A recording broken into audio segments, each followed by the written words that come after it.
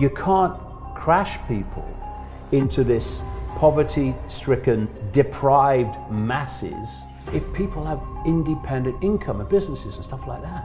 So what they've done is they've destroyed all those businesses and all that employment. Many of them will never open again. They're phasing out petrol and diesel that humans are causing climate change. In that missing time, what they do is they manipulate your body to need the drug in the patch to survive.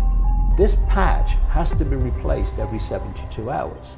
And if you are not repatched, then you start to die a very unpleasant death. If he doesn't do and use his expertise to support the CIA, then he's not repatched.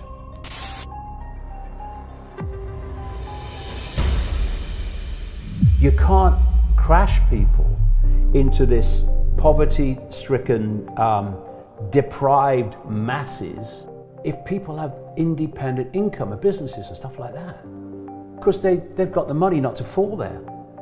So what they've done is they've destroyed all those businesses and all that employment. Many of them will never open again. And what have they done? They've created mass global dependency on the state. And if you take this state, this state, this state, this state, and you go to the next level, you have the cult that's orchestrating the whole thing. The stimulus packages. And once they just passed one in the States, 2 trillion to 6 trillion, now they want to do another one and another one. And what that's going to do is destroy governments economically. And then what they're going to say is the economic system as we've known it is no longer sustainable. It is no longer possible for it to survive. So what we're going to do is to bring in a whole new economic system. And everything you do and everything you purchase, A, we will know about, and B, we can decide any time if you can purchase or not. In the late 1990s, I was asked to go and see a CIA scientist in California because he wanted to get out things that were going on, but he couldn't, and why he couldn't became very obvious. So I went to see him at his house. He's in Southern California, and his family's there and his children are there, and they gave me some food and we had a long chat that evening. And he wanted to tell me things that were happening because he couldn't. He said he joined the CIA, he was a scientist, because he thought he was serving his country. And he said when he got in, he realized that this conspiracy I've been exposing for 30 years was actually happening. That's why he contacted me. And he said, I'm not doing it. No, I'm not doing that. I'm not playing a part in that. And he walked out.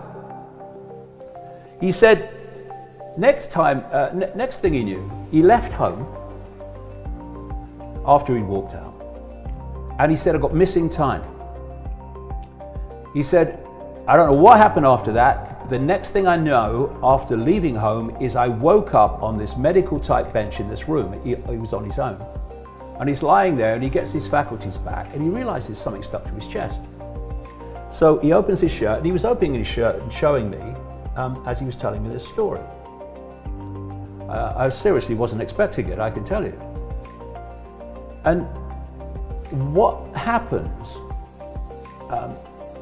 as he opened his shirt, on his chest was like a see-through plastic shampoo sachet. And inside was this orangey liquid, orangey golden type liquid. And he said, because I'd asked him the question before he did this, why do you do what you do? I knew what the answer was going to be, but I wanted him to tell me in his own words. Why do you still work for him then?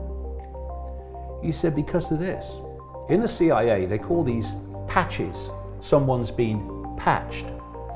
And what they did in that missing time is they manipulate their bodies. He said, there were at least 1,000 other scientists who were patched at the time. We're talking late 90s, like 97. In that missing time, what they do is they manipulate your body to need the drug in the patch to survive.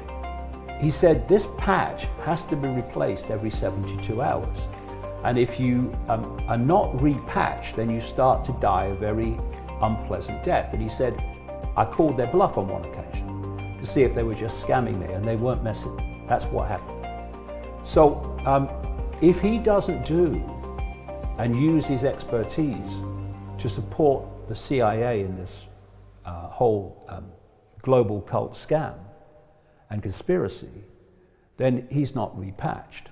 And he actually said to me, I'm holding back knowledge that I have that they want, and I'm letting them know I am, because I know from other people it's happened to, that once they think they've taken everything they can get from you, they just don't repatch it, because then you can't go and tell anybody what the hell's been going on.